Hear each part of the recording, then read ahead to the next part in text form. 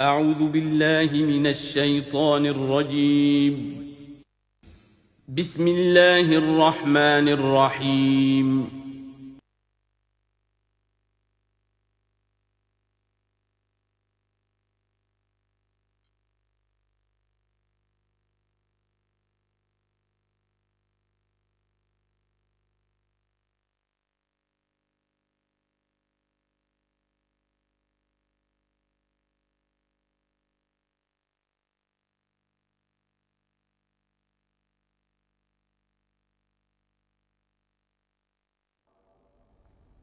الحمد للہ وکفا والصلاة والسلام علی عبادہ الذین اصطفیٰ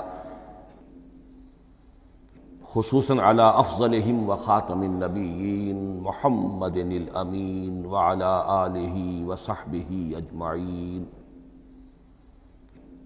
اما بعد فقد قال اللہ تبارک وتعالی کما ورد فی سورۃ الزخرف: اعوذ باللہ من الشیطان الرجیم بسم اللہ الرحمن الرحیم.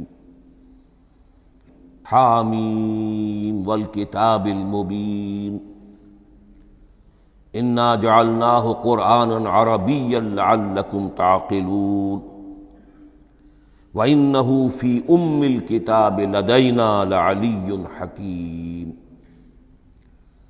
وقال تبارک وتعالی کما ورد فی سورۃ الواقعہ: فلا اقسم بمواقع النجوم وإنه لقسم لو تعلمون عظیم انه لقرآن کریم فی کتاب مکنون لا یمسہ الا المطہرون تنزیل من رب العالمین.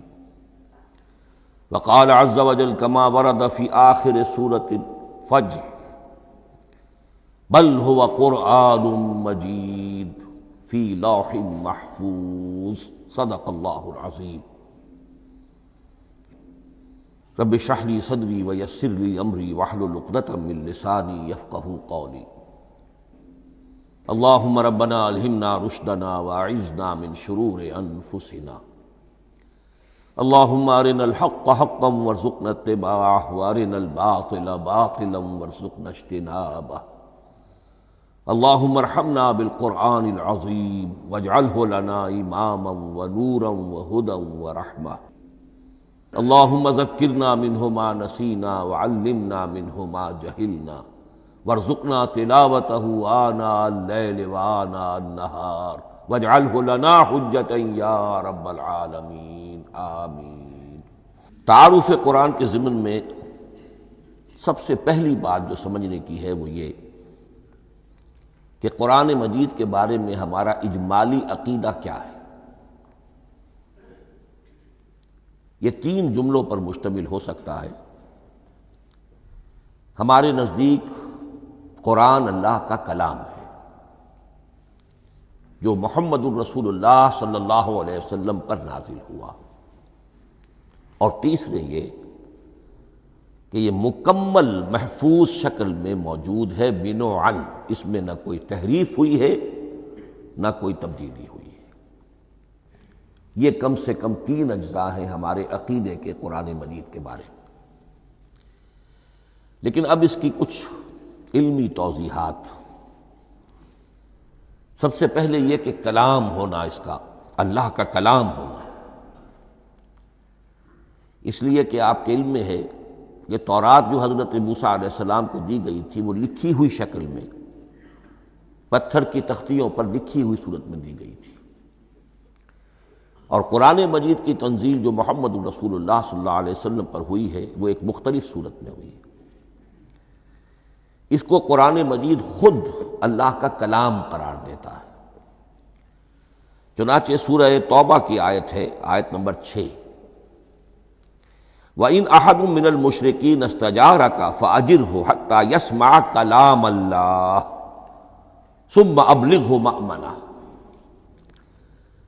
جب ہجرت کے 9ویں سال آخری وارننگ دی گئی تھی مشرکین عرب کو کہ اب صرف تمہیں چند مہینے کی مہلت دی جا رہی ہے، اس دوران میں آخری فیصلہ کر لو اسلام قبول کرنا ہے یا نہیں،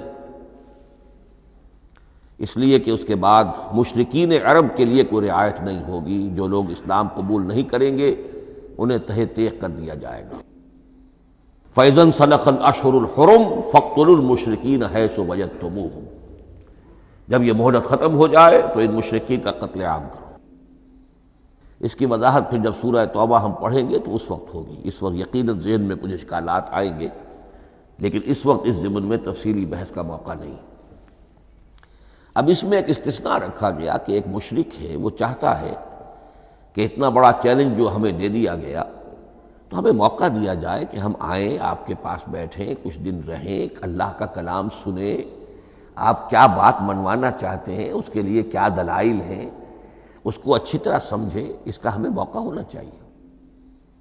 اس کے لیے یہ آیت نازل ہوئی کہ وَإِنْ أَحَدٌ مِّنَ الْمُشْرِكِينَ اسْتَجَارَكَ، اے نبی اگر ان مشرکین میں سے کوئی شخص آپ سے پناہ طلب کرے فَأَجِرْهُ، اسے پناہ دیجئے، حَتَّى يَسْمَعَ كَلَامَ اللَّهِ، یہاں تک کہ وہ اللہ کا کلام سن لے، ثُمَّ أَبْلِغْهُ مَأْمَنًا، پھر یہ بھی نہیں کہ اسی وقت اسے کہا جائے کہ تم مانتے ہو یا نہیں مانتے، نہیں، پھر اسے اس کے امن کے مقام پر پہنچا دو۔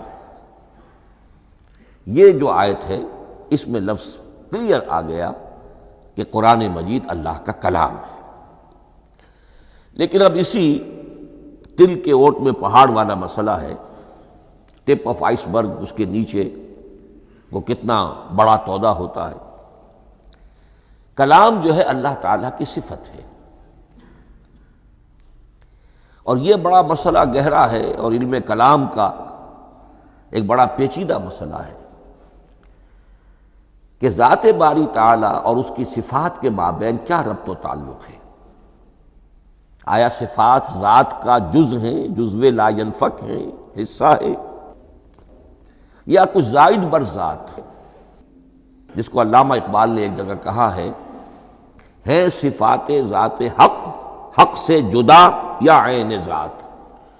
یہ ہمارے علم کلام کا ایک بڑا پیچیدہ مسئلہ ہے، لیکن یہ کہ اس میں متکلمین کا جو تقریباً اجماعی فیصلہ ہے وہ دو لفظوں میں آتا، لا عین ولا غیر۔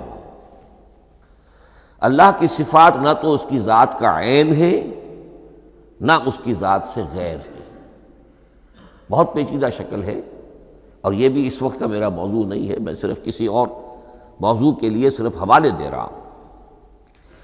بہرحال قرآن مجید کا جو تعلق ہے ذات باری تعالیٰ کے ساتھ، وہ اس مسئلے سے بخوبی واضح ہو جاتا ہے کہ چونکہ یہ اللہ تعالیٰ کی صفت ہے، اور صفت کو ہم یہ نہیں کہہ سکتے کہ وہ ذات باری تعالیٰ سے جدا ہے، یہ بھی نہیں کہہ سکتے کہ اس کی ذات کا جزو لا ینفک ہے، کچھ اسی طرح کا تعلق ہے قرآن مجید کا ذات باری تعالیٰ کے ساتھ۔ لیکن یہ مسئلہ قرآن مجید میں خود بیان ہوا، اور سورہ حشر کی آیت میں تو یہ فرمایا گیا، اللہ تعالیٰ نے اپنے اس کلام کی عظمت کو یوں بیان کیا، وہ عظمت کما ہیا، جیسے کہ وہ فی الواقع ہے، اور جس کا کہ گویا کہ پورا ادراک ہمارے لیے اپنی بہت سی محدودیتوں کی وجہ سے ممکن نہیں ہے، لیکن ایک تمثیل کے پیرائے میں سمجھایا، لو انزلنا ھذا القرآن علی جبل لرأیتہ خاشعا متصدعا من خشیۃ اللہ وتلک الامثال نضربها للناس لعلهم یتفکرون۔ اگر ہم نے اس قرآن کو کسی پہاڑ پر اتار دیا ہوتا تو تم دیکھتے کہ وہ دب جاتا اور پھٹ جاتا اللہ کے خوف سے۔ اور یہ مثالیں ہیں جو ہم لوگوں کے لیے بیان کرتے ہیں تاکہ وہ غور کریں، تدبر کریں، سمجھیں۔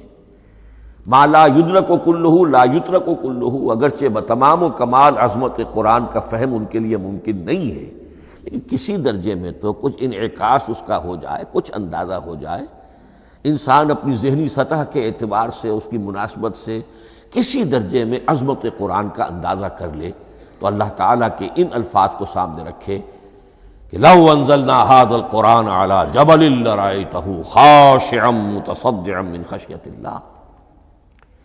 اب اس آیت کو سمجھنے کے لیے سورہ اعراف کی آیت نمبر 143 کو سمجھنا ہوگا، اسی اصول کے تحت کہ القرآن یفسر بعضہ بعضا، قرآن کا ایک حصہ دوسرے حصے کی تشریح کرتا ہے۔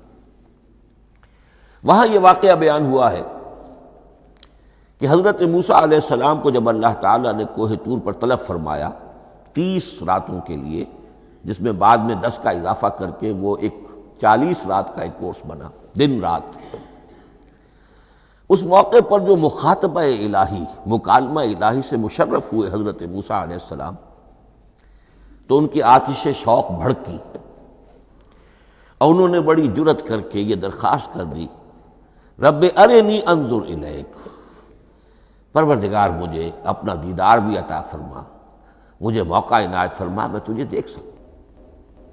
یہ ان کی وہ آتش شوق کا مسئلہ ہے۔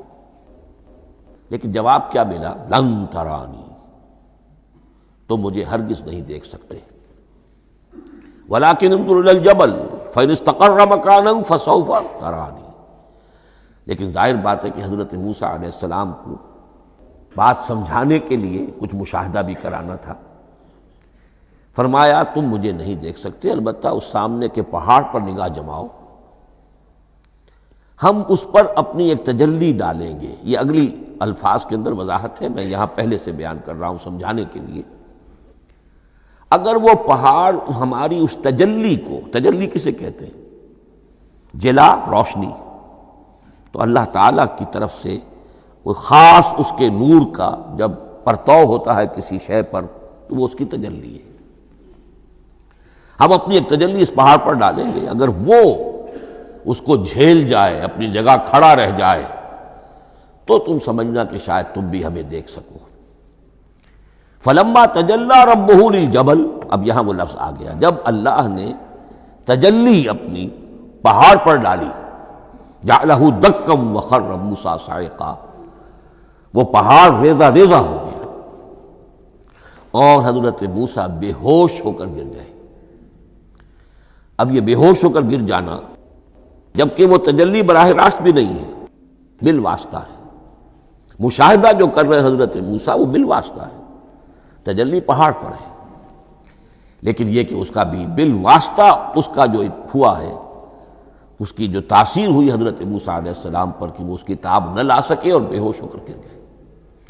یہاں سے یہ بات سمجھ میں آتی ہے کہ یہ تجلی یہ ذات باری تعالیٰ تھی جس نے کوہ طور کو جلا کر بھسم کر دیا یا ٹکڑے ٹکڑے کر دیا، ریزہ ریزہ کر دیا۔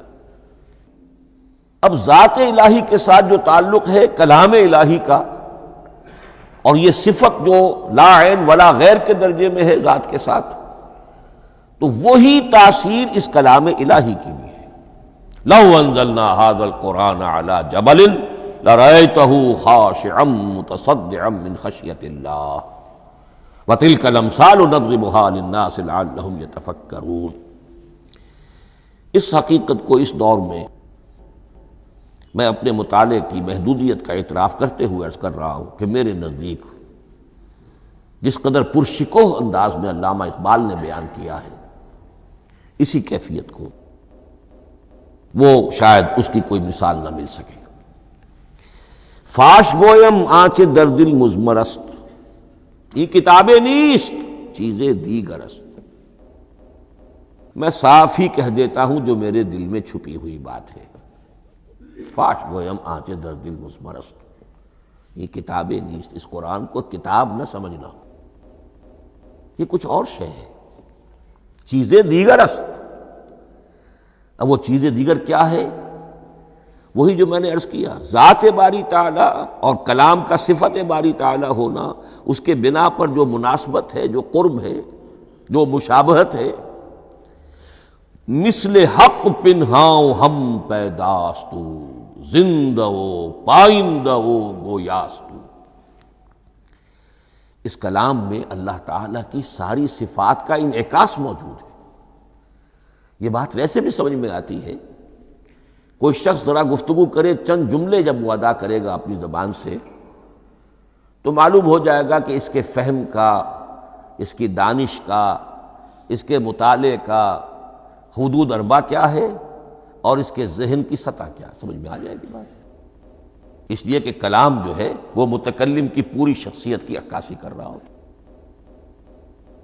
تانت بازی راگ پایا، چند جملے کسی نے کہا، پتہ چل گیا کہ یہ کس سطح کے آدمی ہیں، علمی اعتبار سے، معلوماتی اعتبار سے، تہذیبی اعتبار سے، کلچرڈ ہیں یا نہیں ہیں. یہ ساری باتیں چند جملوں میں واضح ہو جائیں گی. تو اللہ تعالیٰ کی بھی جملہ صفات کا عکس اس قرآن میں موجود ہے. ان میں سے جن چند چیزوں کا ذکر علامہ نے شعر میں کیا، وہ جو سورہ حدید کی آیت ہے، هو الاول والآخر والظاہر والباطن. اللہ الظاہر بھی ہے، الباطن بھی ہے. اتنا ظاہر کہ اس سے زیادہ ظاہر کوئی شے نہیں، اور اتنا باطن کہ اس سے زیادہ چھپی ہوئی کوئی شے نہیں. اسی لیے حضور سے جو منقول ہیں الفاظ کہ پروردگار انت الظاہر فلیس فوقک شیء وانت الباطن فلیس دونک شیء. یہی کیفیت قرآن کی ہے. مثل حق پنہاں و ہم پیداستو، پنہاں بھی ہے ظاہر بھی ہے، جیسے ذات باری تعالی. اور جیسے اللہ تعالیٰ کی شان ہے جو آیت الکرسی کے شروع میں آئی، الحی القیوم. مثل حق پنہاں و ہم پیداستو، زندہ و پائندہ و گویاستو.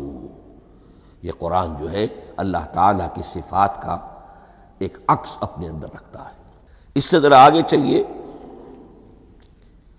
کلام کے بارے میں اب کلام الہی ظاہر بات ہے کہ صفت ہے، اور صفت قدیم ہے.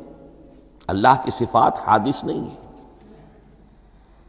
اللہ کی ذات بھی قدیم ہمیشہ سے ہے، اور اس کی صفات بھی قدیم ہمیشہ سے. اور یہ جو کلام الہی ہے، ظاہر بات ہے کہ یہ جو ہماری زبان کے حروف و اصوات ہیں، کلام الہی تو ان سے منزہ ہے، مبرہ ہے، ماورا ہے، اعلیٰ ہے، عرفہ ہے. ہماری زبانوں کے حروف و اصوات، الفابیٹس جگہ جگہ تبدیل ہو جائیں گے. انگریزی کے کچھ اور ہیں، اردو کے کچھ اور ہیں، عربی کے کچھ اور ہیں. کلام الہی ان تمام سے آگاہ، عرفہ، منزہ اور مبرہ ہے. یہ کلام الہی جب بھی نازل ہوا ہے، ظاہر بات ہے حضرت موسیٰ پر اگر کتاب اتاری گئی وہ بھی علم الہی سے آئی، لیکن وہ عبرانی زبان میں آئی. حضرت عیسیٰ علیہ السلام پر انجیل اتاری گئی، ہم یقین سے نہیں کہہ سکتے، دو میں سے کسی ایک زبان میں اتاری گئی ہوگی، یا عبرانی ہوگی، اس لیے کہ شام کے جس علاقے میں، فلسطین کے جس علاقے میں ان کی پیدائش ہوئی اور جہاں وہ دعوت و تبلیغ کے لیے گھومتے رہے، اس کے عوام کی زبان تھی آرامی، اور خواص کی زبان تھی عبرانی، ہیبریو. تو یا تو وہ بھی تورات کی طرح عبرانی ہی میں نازل ہوئی تھی، یا آرامی میں ہوگی. لیکن اب کوئی نسخہ نہ ہیبریو کا، کوئی قدیم نسخہ دنیا میں موجود ہے، نہ آرامی کا. جو سب سے پرانا نسخہ ملتا ہے انجیل کا، وہ اس کا ترجمہ ہے، لیٹن زبان کا ترجمہ ہے یا گریک ترجمہ ہے، اصل کوئی نہیں. بہرحال جب وہ کلام الہی محمد الرسول اللہ پر نازل ہوا، اب اس نے حروف و اصوات کا وہ جامہ پہنا کہ جو عربی زبان کے ہیں. یہی وجہ دیکھیے، میں نے جو آیت سورہ حامیم، یہ جو سلسلہ سور ہے اس میں سے سورہ زخرف کی آیت جو میں نے آپ کو سنائی، حامیم والکتاب المبین انا جعلناہ قرآنا عربیا لعلکم تعقلون. ہم نے بنا دیا ہے اپنے اس کلام کو قرآن عربی، اس کو عربی حروف و اصوات کا جامہ ہم نے پہنا دیا ہے. انا جعلناہ قرآنا عربیا لعلکم تعقلون، کہ چونکہ مخاطب اول جو قوم تھی امیین، ان کی زبان عربی تھی، لعلکم تعقلون، تاکہ تم اس کو سمجھ سکو. اب اس سے آگے چلیے. اصل قرآن مجید کے 3 مقامات سے معلوم ہوتا ہے. اصل قرآن اللہ کے پاس ہے.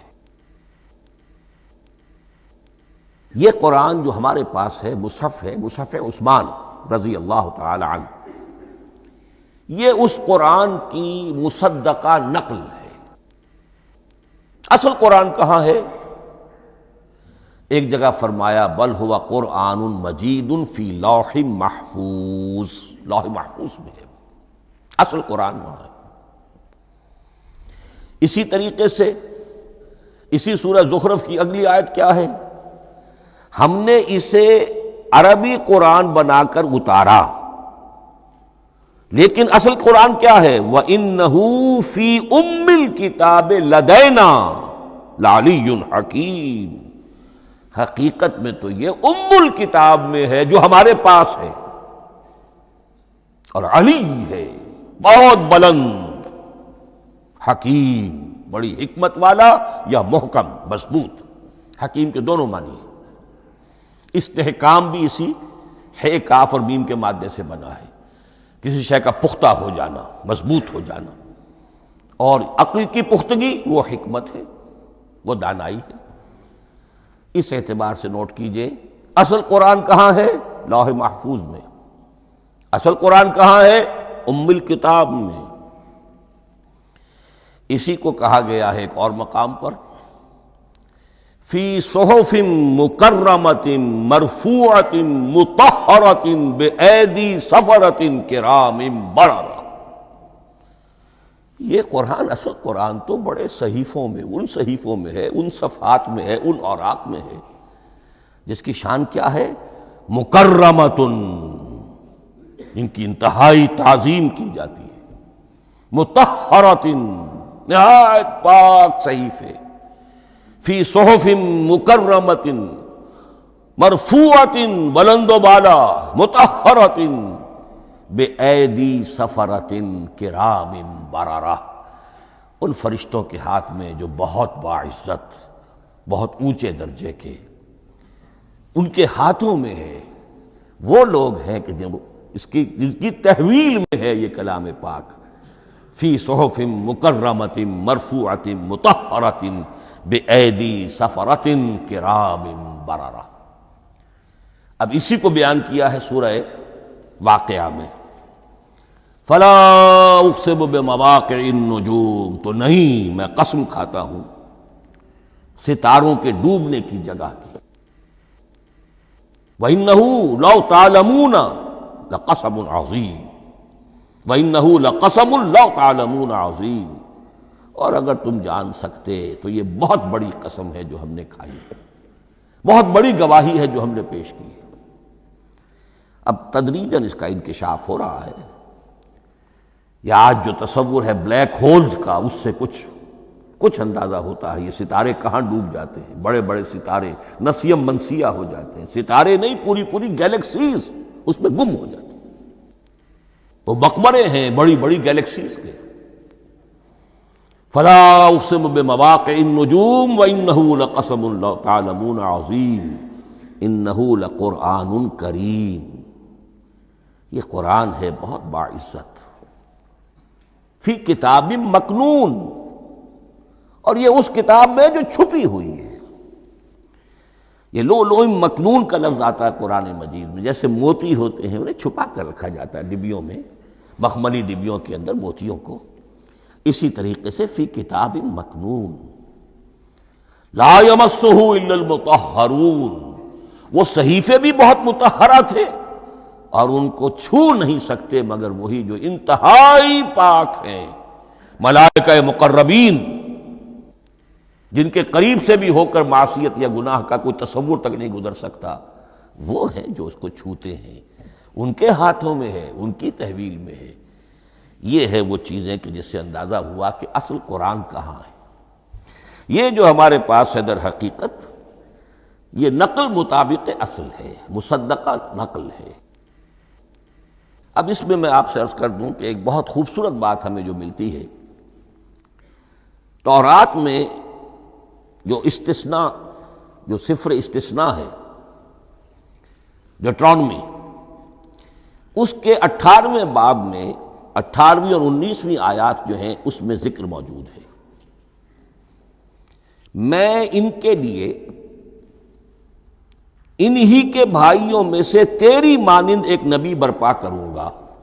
اللہ تعالیٰ کلام فرما رہے ہیں یہاں حضرت موسیٰ علیہ السلام سے، آج بھی موجود ہے، اولڈ ٹیسٹمنٹ، ڈیوٹرانومی، یا کتاب استثناء سفر استثناء اس کا 18واں باب، اس کی 18ویں اور 19ویں آیات، جب چاہیں جا کر دیکھ لیں۔ میں ان کے لیے ان کے بھائیوں ہی میں سے تیری مانند ایک رسول اٹھاؤں گا، میں ان کے لیے انہی کے بھائیوں میں سے تیری مانند ایک نبی برپا کروں گا اور اپنا کلام اس کے منہ میں ڈالوں گا، اور جو کچھ میں اس سے کہوں گا وہی وہ ان سے کہے گا۔ یہ ہے جو پیشین گوئی ہے محمد الرسول اللہ صلی اللہ علیہ وسلم کی۔ اور یہاں وہ فرق واضح کر دیا گیا، اے موسیٰ تم سے تو یا تو ہم نے کلام کیا ہے یا تمہیں جو کتاب دی ہے وہ لکھی ہوئی دی ہے،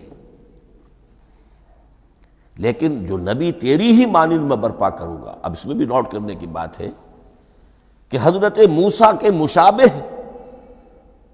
نبی اکرم صلی اللہ علیہ وسلم کے سوا کوئی نبی نہیں۔ صاحب کتاب وہ بھی تھے، صاحب کتاب محمد بھی ہیں، صاحب امت وہ بھی تھے، اور صاحب امت محمد رسول اللہ ہے تیری مانند۔ صاحب شریعت، حضرت عیسیٰ صاحب شریعت نہیں تھے، شریعت موسوی ہی کو نافذ کرنے کے لیے آئے تھے۔ ان کی حیثیت دین موسوی کے مجدد کی تھی، ویسے نبی تھے، اللہ کے فضل و کرم سے نبی تھے، اس میں کوئی شک نہیں، رسول تھے، لیکن یہ کہ ان کے کام کی نوعیت کیا تھی، اس لیے کہ کوئی نئی شریعت لے کر نہیں آئے۔ اب بھی انجیل میں الفاظ موجود ہیں، don't think I have come to destroy law, یہ موزائک لا جسے یہ کہتے ہیں، شریعت موسوی، وہ تم پر نافذ رہے گی، تم اس کی پابندی کرو گے، چونکہ صاحب شریعت رسول یا موسیٰ یا محمد صلی اللہ علیہ وسلم علیہ الصلوۃ والسلام۔ تو میں ان کے بھائیوں میں سے، اب بھائی کون ہوں گے؟ ظاہر بات ہے بنی اسرائیل، ان کے کزنز کون ہیں؟ بنی اسماعیل۔ بنی اسرائیلی تو جو بھی نبی ہے وہ انہی میں سے ہے، ان کے بھائیوں میں سے، تو بھائی تو ہوگا، ان کا کزن ہوگا، اب وہ کون ہے؟ بنی اسماعیل۔ تو ان کے بھائیوں میں سے گویا کہ غیر اسرائیلی جو ان کے قریب ترین قرابت دار ہوں گے وہ بنو اسماعیل ہیں۔ تیرے مانند صاحب شریعت نبی میں برپا کروں گا، لیکن اس پر جو میرا کلام اترے گا وہ کس شکل میں اترے گا؟ میں اپنا کلام اس کے منہ میں ڈالوں گا، اور پھر وہ جو کچھ کہے گا وہ وہی کہے گا جو میں نے کہا ہے۔ اب اس کے حوالے سے ایک بہت اہم بات سمجھ لیجئے، اور قرآن مجید کے دو اہم مقامات کی وضاحت اس سے ہو جائے گی۔ یہ کلام اللہ،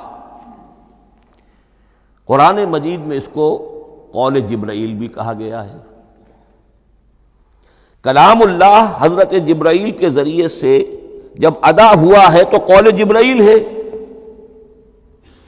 اور پھر جب وہ محمد الرسول اللہ کی زبانی ادا ہوا تو قول رسول ہے، قول محمد ہے صلی اللہ علیہ وسلم۔ یہ قول اللہ بھی ہے، قول جبرائیل بھی ہے، اور قول محمد بھی ہے بیک وقت۔ یہ بات دیکھیے سورۃ تکویر، اذا الشمس کورت، انہ لقول رسول کریم ذی قوت عند ذی العرش مکین مطاع ثم امین وما صاحبکم بمجنون۔ یہ یہاں پر حضرت جبرائیل کا ذکر ہو رہا ہے۔ وما ہوا بقول شیطان الرجیم، محمد تک اس قرآن کو لانے والا تو وہ بلند پائے کا فرشتہ ہے، یہ کوئی شیطان رجیم نہیں ہے۔ اس لیے کہ مکے والوں نے کہہ دیا تھا ہو سکتا ہے کوئی بدروح آئی ہو محمد پر، اور اس بدروح نے کوئی الٹی سیدھی بات سکھا دی ہو، نہیں۔ انہ لقول رسول کریم، یہاں رسول کریم کون ہے؟ حضرت جبرائیل۔ انہ لقول رسول کریم ذی قوت عند ذی العرش مکین، بڑی قوت والا اور جس کا بڑا اونچا مقام اور مرتبہ ہے عرش والے کے قریب۔ ذی قوت عند ذی العرش مکین مطاع ثم امین، وہ فرشتوں کے مطاع ہیں، فرشتے ان کی اطاعت کرتے ہیں، فرشتوں کے سردار ہیں، اور پھر ساتھ ہی پورے امین ہیں، جبرائیل امین، یہ ہم لفظ استعمال کرتے ہیں۔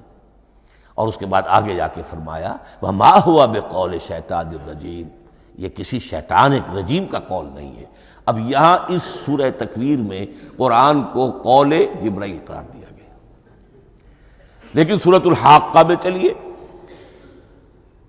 اس کے آخر میں آتا ہے انہ لقول رسول کریم وما ہوا بقول شاعر قلیلا ما تؤمنون ولا بقول کاہن قلیلا ما تذکرون تنزیل من رب العالمین۔ یہاں اب رسول کریم سے مراد محمد الرسول اللہ صلی اللہ علیہ وسلم۔ یہ کسی شاعر کا قول نہیں ہے، کسی کاہن کا قول نہیں ہے، یعنی جس کے زبانی یہ قرآن لوگوں کے سامنے آ رہا ہے۔ جبرائیل کا قول ہو کر تو محمد پر نازل ہوا صلی اللہ علیہ وسلم، لیکن اب لوگوں کے سامنے وہ قول محمد بن کر آ رہا ہے۔ انہ لقول رسول کریم وما ہوا بقول شاعر قلیلا ما تؤمنون ولا بقول کاہن قلیلا ما تذکرون تنزیل من رب العالمین۔ تو قرآن مجید کلام اللہ ہے، پھر وہ قول جبرائیل بنا جب جبرائیل نے آ کر محمد کو سنایا، اور پھر وہ قول محمد بنا جب محمد کی زبان مبارک سے لوگوں نے اسے سنا، اہل عرب نے سنا، اور پھر وہ بات پھیلتی چلی گئی۔ اب آخری بحث اس موضوع پر جو ہے وہ یہ ہے، کلام الہی کی 3 صورتیں ہیں جو قرآن مجید میں سورہ شورى کی آیت نمبر 51 میں بیان ہوئی ہے۔ وَمَا كَانَ لِبَشَرٍ أَن يُكَلِّمَهُ اللَّهُ، کسی بشر، کسی انسان کی یہ حیثیت نہیں ہے، مقام نہیں ہے کہ اللہ اس سے کلام کرے۔ یہ نہیں کہا کہ اللہ کے لیے ممکن نہیں ہے، نہیں، اللہ کے لیے تو ہر شے ممکن ہے، لیکن کسی بشر کا یہ مقام نہیں ہے کہ اللہ اس سے کلام کرے۔ مخلوق ہے، بشر ہے۔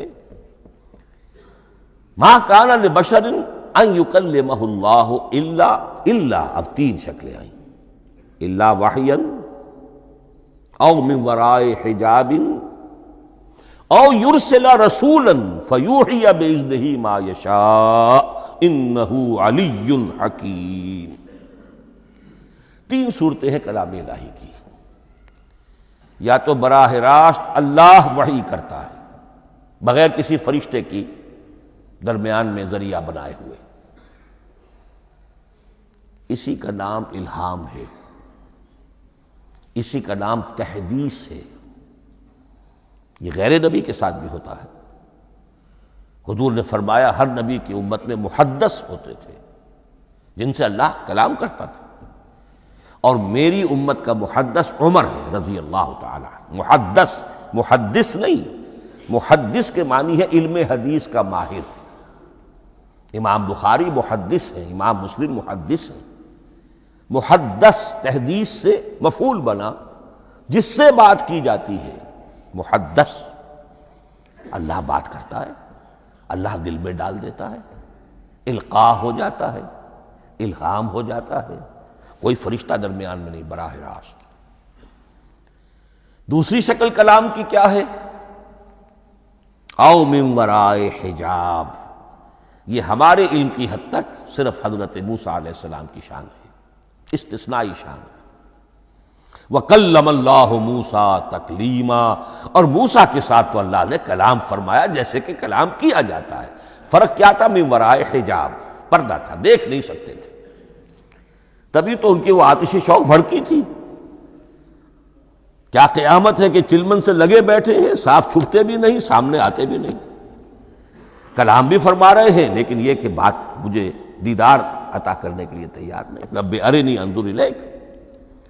لیکن یہ جو کلام ہے ہمارے علم کی حد تک براہ راست اس دنیا میں حضور سے ہوا ہے معراج کی شب، لیکن وہ 7ویں آسمان پر ہوا۔ اس دنیا میں ہمارے علم کی حد تک یہ کلام براہ راست من ورائے حجاب صرف حضرت موسیٰ علیہ السلام کی استثنائی شان ہے۔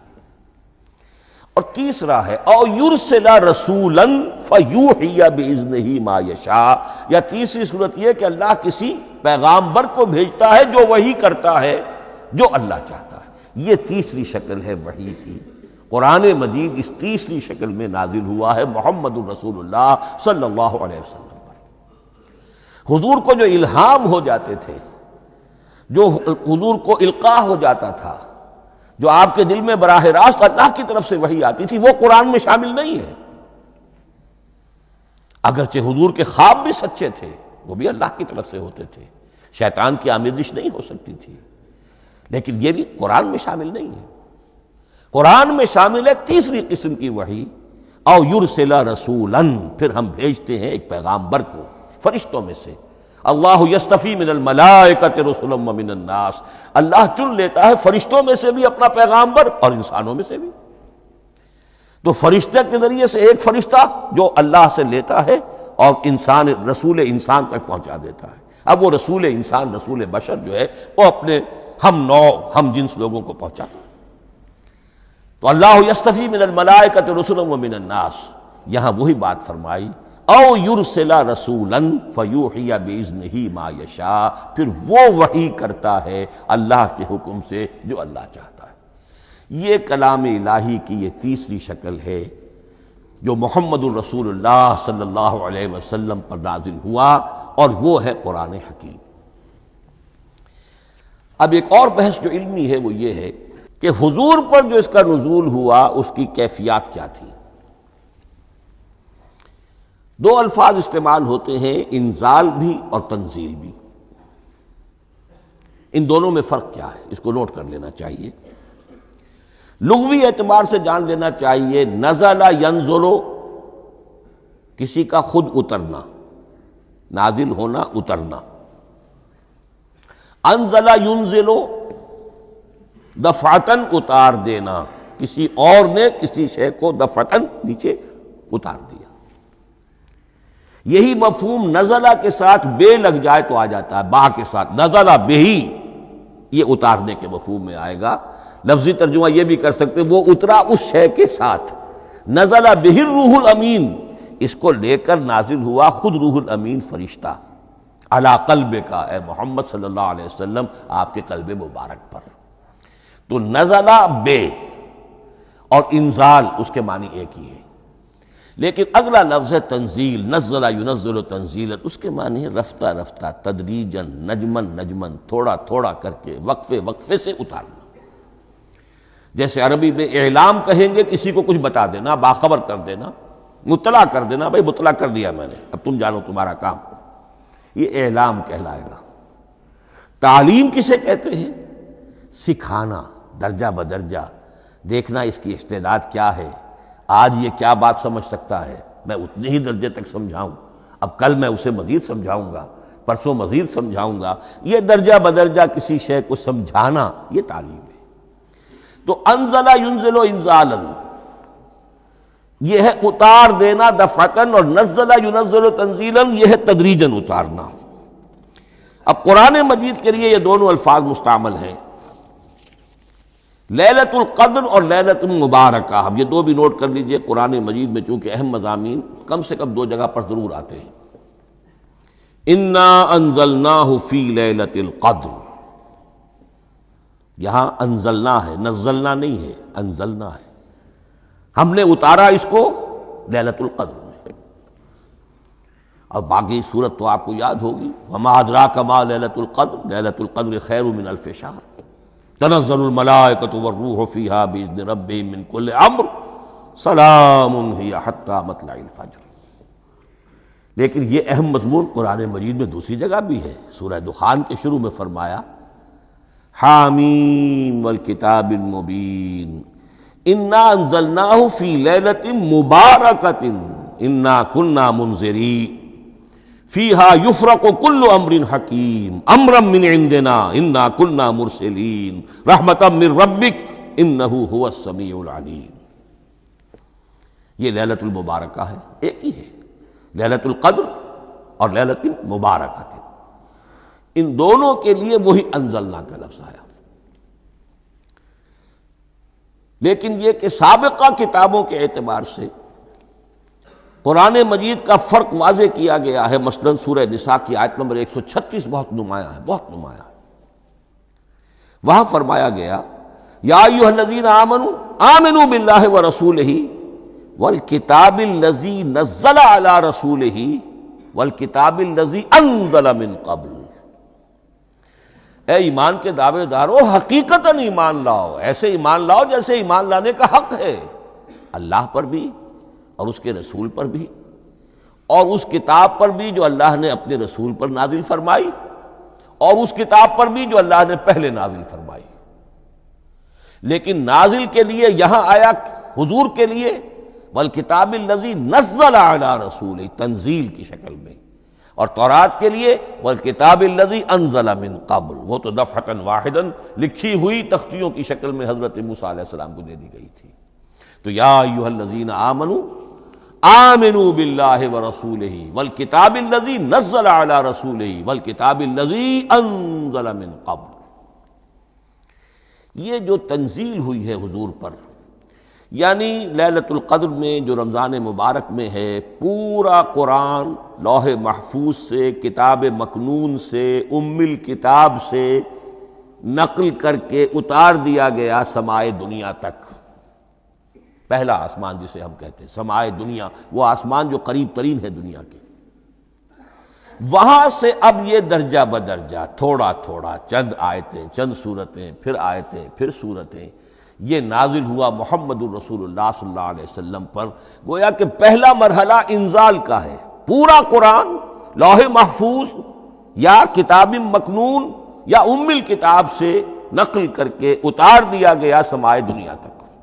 یہ ہے انزل ینزل انزالا، انا انزلناہ فی لیلۃ القدر انا انزلناہ فی لیلۃ مبارکہ۔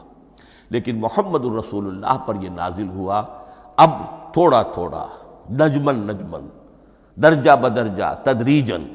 یہ ہے تنزیل۔ اس تنزیل کی حکمت قرآن مجید میں بیان ہوئی ہے، اور اس اعتبار سے کہ اہل عرب نے، اہل مکہ نے اعتراض کیا تھا کہ یہ پورا قرآن کیوں نہیں محمد ایک ہی مرتبہ پیش کر دیتے صلی اللہ علیہ وسلم۔ اس میں جو چیز مضمر تھی وہ یہ تھی کہ چونکہ یہ حقیقت میں اللہ کا کلام نہیں ہے، یہ محمد کا اپنا کلام ہے، تو کوئی شاعر دنیا میں ایسا نہیں ہے جو ایک دم اپنا پورا دیوان دے دے۔ وہ تو ساری عمر میں تھوڑا تھوڑا، آج غزل کہی، کل قصیدہ کہا، پرسوں کچھ اور کہا، پھر وہ جمع ہوتا ہے تو وہ دیوان بنتا ہے۔ اسی طریقے سے تو یہ کر رہے ہیں۔ اگر یہ اللہ کا کلام ہوتا تو بیک وقت آ جاتا۔ یہ تو ذرا محنت کرتے ہیں، کچھ اس کے اندر اس کو اپنی محنت سے کوشش کر کے کچھ موضوع کرتے ہیں، کلمات، الفاظ، اور اس طریقے سے رفتہ رفتہ لے کر آ رہے ہیں۔ اس لیے ان کا اعتراض نقل ہوا ہے یہ وقال الذین کفروا لولا نزل علیہ القرآن جملۃ واحدۃ، انہوں نے کیوں نہیں اترا یہ قرآن پورا کا پورا ایک ہی بار؟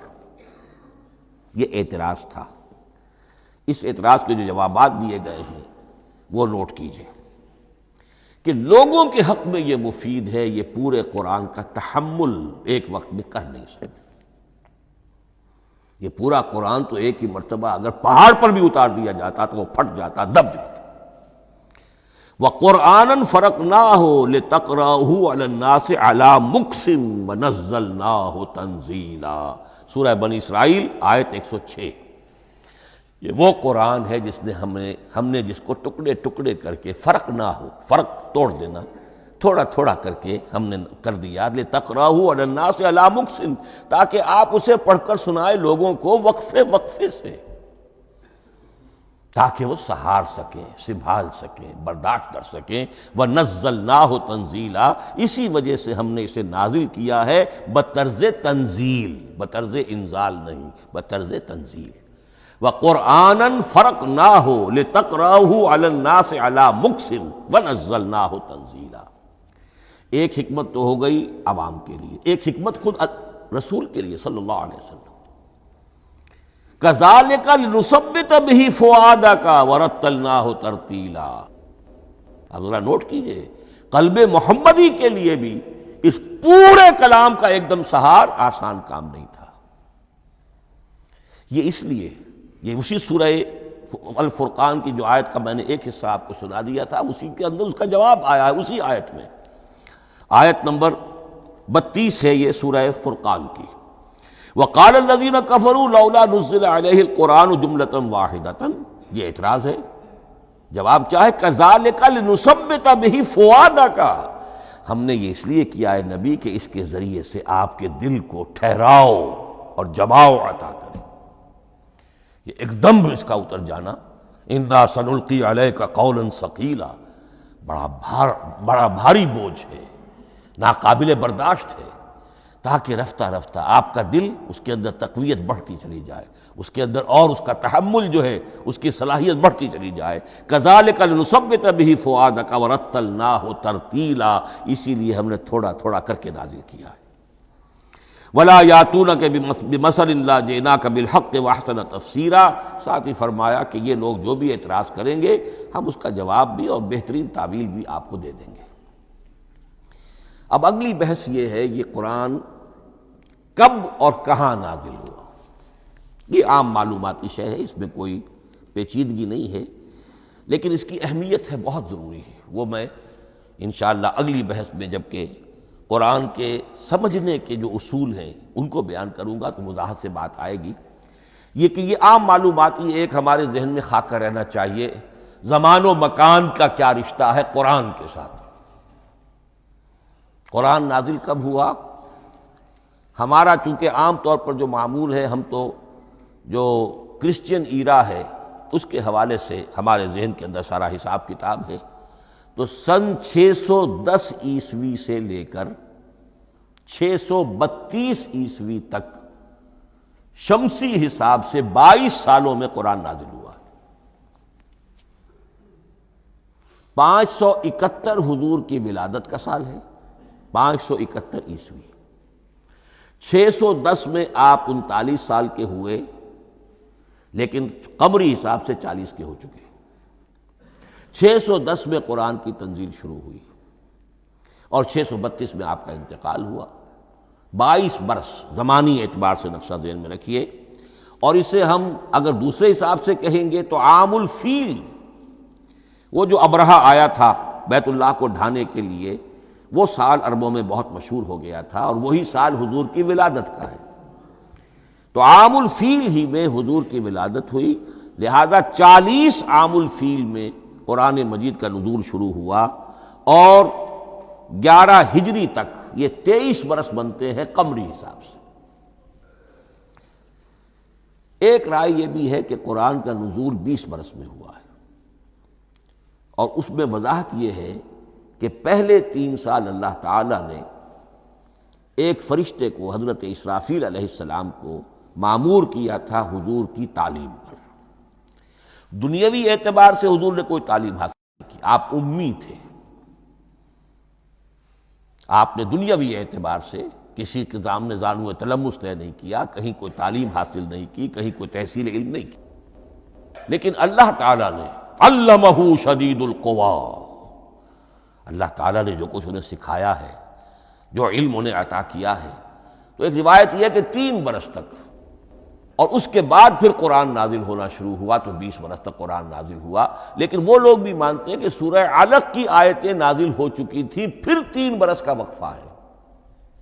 سورہ علق کی آیتیں کیا ہے؟ جو پہلی وحی ہے، اقرأ بسم ربک الذی خلق، خلق الانسان من علق، اقرأ وربک الاکرم الذی علم بالقلم، علم الانسان ما لم یعلم۔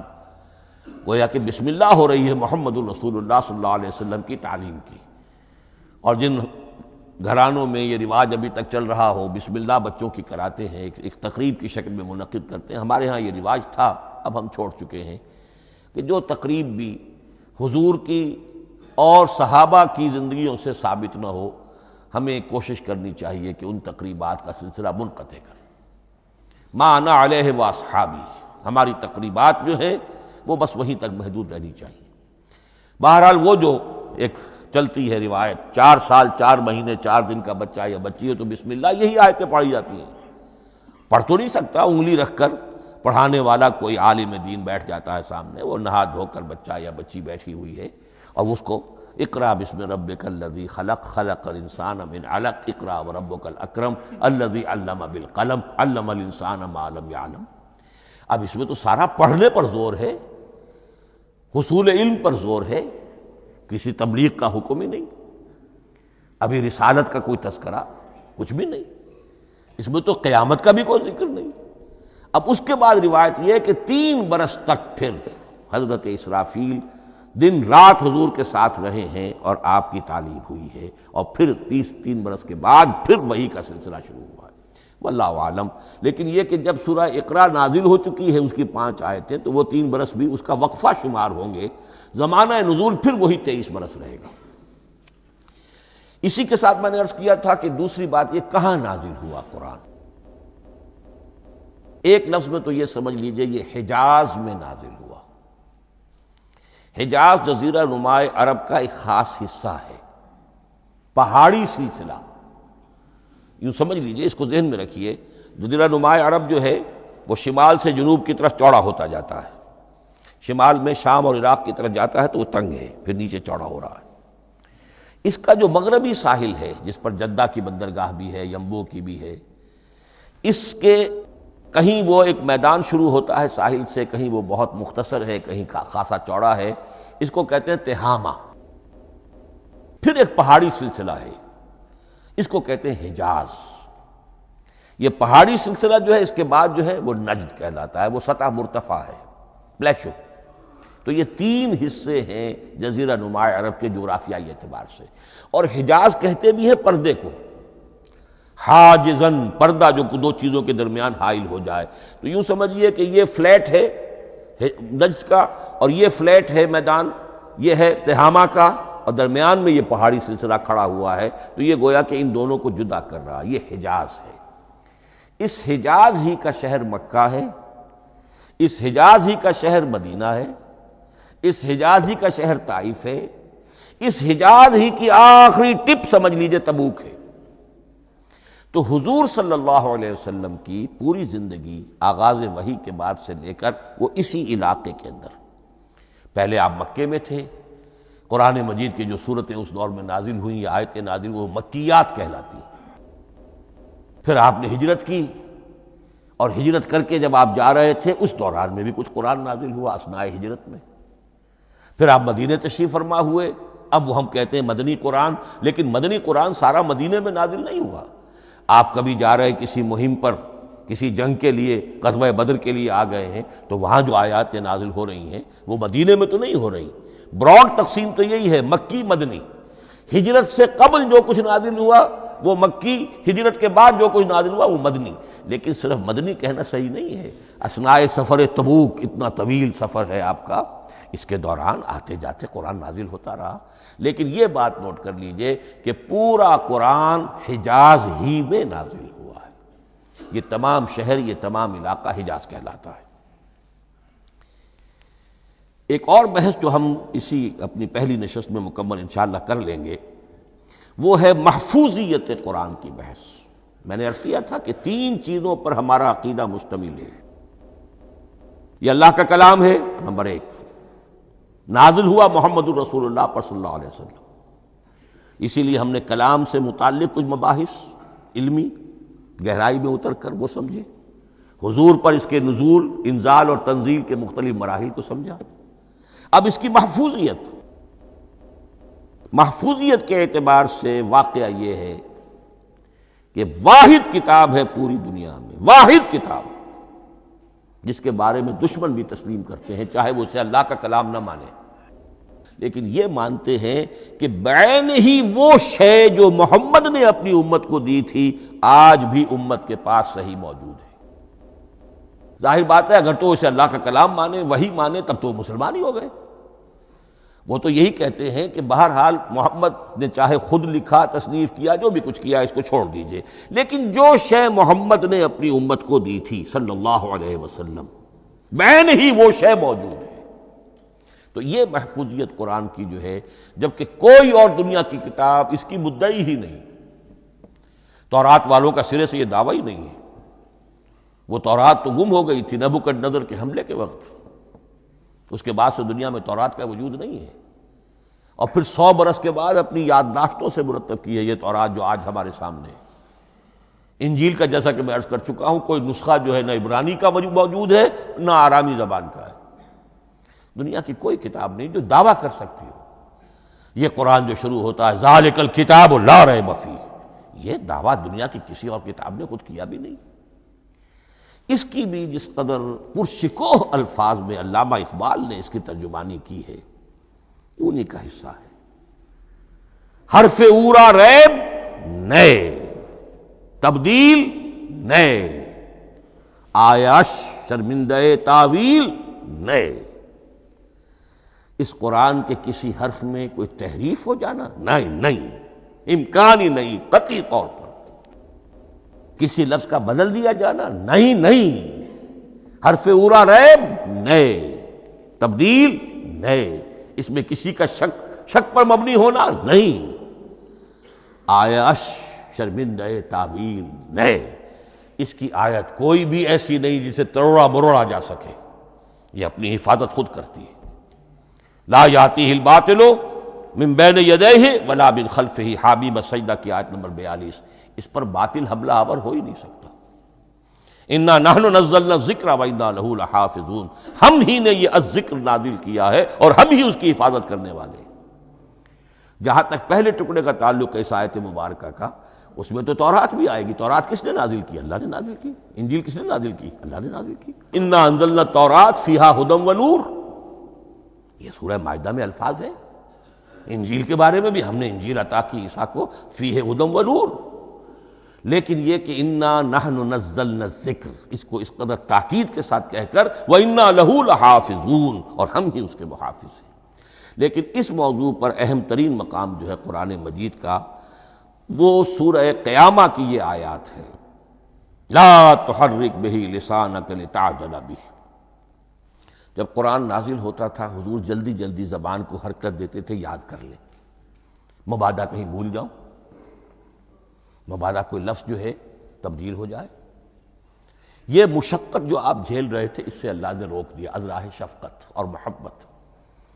لا تحرک بہ لسانک لتعجل بہ، ان علینا جمعہ وقرآنہ، ہمارے ذمے ہے اس کو جمع کر دینا، آپ کے سینے میں جمع کر دیں گے اس کو۔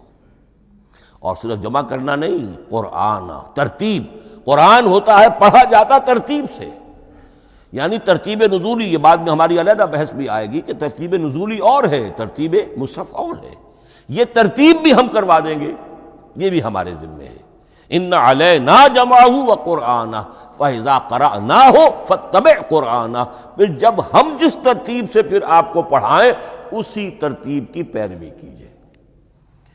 یہ جو ہے کہ قرآن کا جمع اور تدوین، یہ بھی اللہ تعالیٰ نے اس کی ضمانت لی، اور اس کی ترتیب بھی اللہ تعالیٰ ہی کی ضمانت سے ہے۔ اس اعتبار سے محفوظیت قرآن کے یہ دونوں پہلو ہمارے سامنے رہنے چاہیے۔ بارک اللہ لی ولکم فی القرآن العظیم ونفعنی وإیاکم بالآیات والذکر الحکیم۔